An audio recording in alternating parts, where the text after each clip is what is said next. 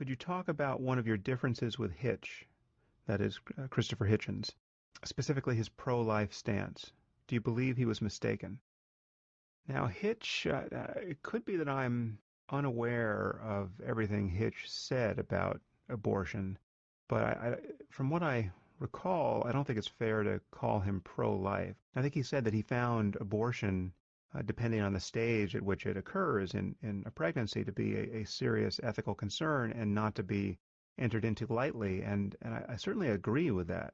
I would never call myself pro-life. I'm certainly pro-choice in the conventional sense, but I don't think anyone should be eager to have a late-term abortion, and I can't imagine anyone is.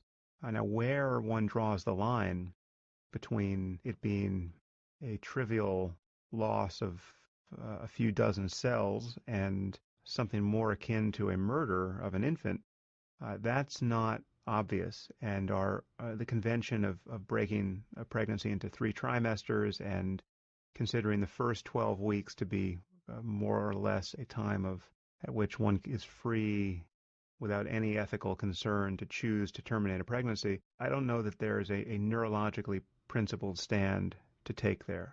I'm not close to this developmental literature at this point. I don't know what we know about the possibility of suffering at each week past conception. I mean, any line you draw is going to seem arbitrary if you're a day on either side of that line.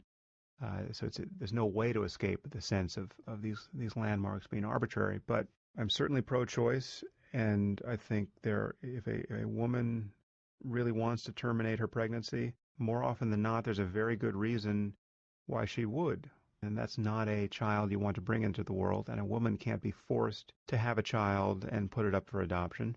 So the ethical ballast is all on the side of the freedom for a woman to choose what to do with her body. But at a certain point, it is obvious it's not merely her body. You're talking about now a creature increasingly like a newborn infant who can feel pain and who has interests of some sort. And where they become fully human interests, at the moment I don't know a better line to draw than the viability of the fetus outside the body. So at 22 weeks or so, you're talking about something that is, for all intents and purposes, just a premature infant that could be delivered at that point and survive. And I know people who have had infants that premature who, after a few months in the NICU are now wonderful children who are fully intact. So a 3rd trimester abortion is problematic ethically, and I don't know how someone finds himself in that situation. So I think that's the kind of salad of concerns I just served you is what Hitch was thinking about, if I'm not mistaken, and I think I share his view.